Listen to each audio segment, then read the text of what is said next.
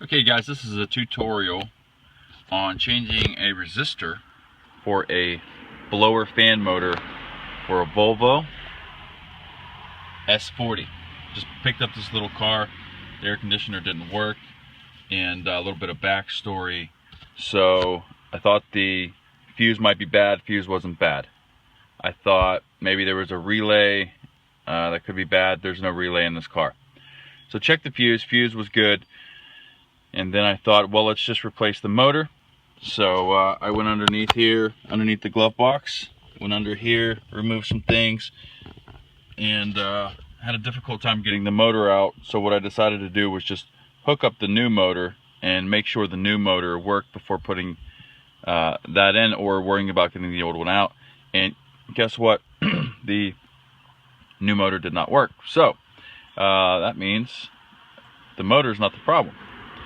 So did a lot of reading online, a lot of blogs about Volvos and what the problem could be, and basically I found a blog. Everyone had lots of different problems, and this one person responded, sounded like he was pretty knowledgeable, and said, you know, I think every single one of you have the same problem, and that problem is resistor underneath the dash. It's $1. Here's the part number. Google it, go buy it. He was a little bit condescending, but nonetheless sounded knowledgeable. So this right here, this is the resistor. Now apparently this is the part that costs $1, and you can go and buy one of these. Take this unit out from underneath the dash and solder that on. I don't have a soldering gun, and I don't plan on doing any soldering anytime soon. So instead of going the cheap route and buying this piece and trying to solder it in and hopefully getting that soldered on correctly, I bought this whole unit. And so this unit was a little bit more than $1. Actually, it was listed online. I got this from Advanced Auto Parts, listed online for I think $53 or something like that. I found an online coupon code, got it down to about 40 bucks. So this unit here costs about 40 bucks, and what we're going to be doing is we're going to be installing this hopefully right up under the dash next to the motor. And what that's going to involve is taking this panel off here. See if I can get a good shot of that. There's a panel under here, and this panel literally has 2 screws holding it in. That's it. I'm going to take the 2 screws out and then I'm going to come back after I do that and I pull that panel off. Okay, so this is literally the panel that's under there. That's it.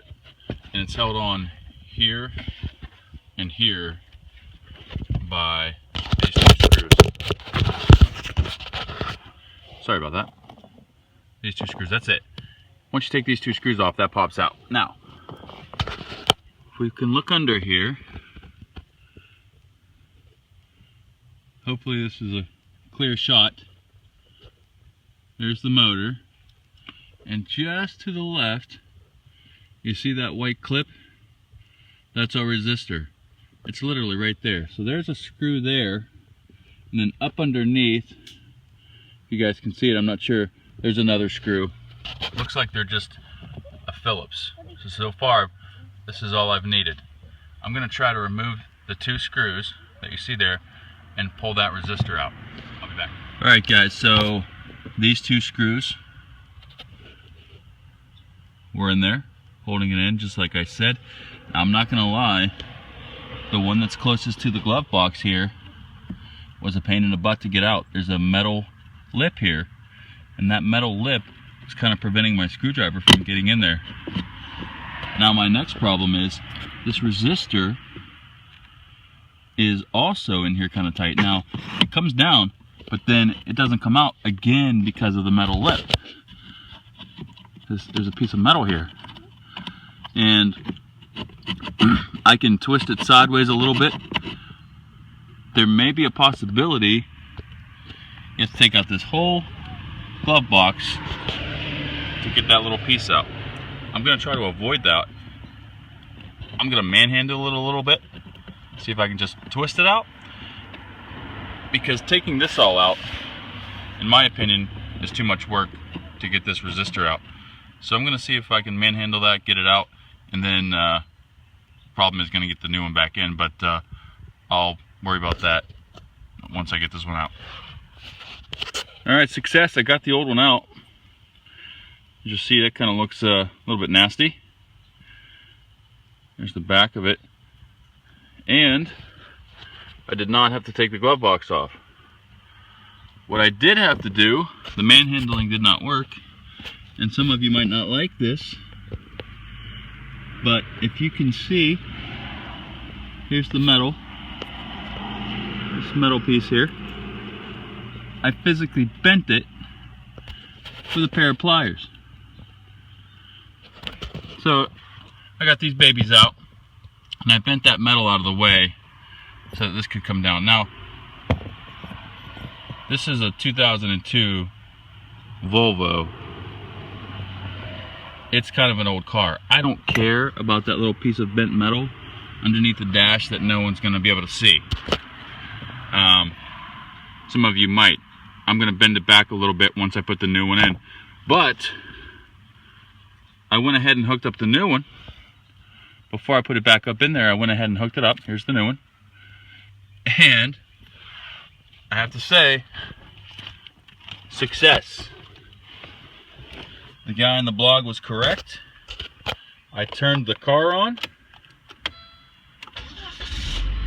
Previously, no air was moving out of here whatsoever. I could feel the cold air if I put my hand next to the vent, or I could feel the hot air if I put my hand next to the vent, but the blower was not blowing. I don't know if you're going to be able to hear this, but that's a beautiful sound.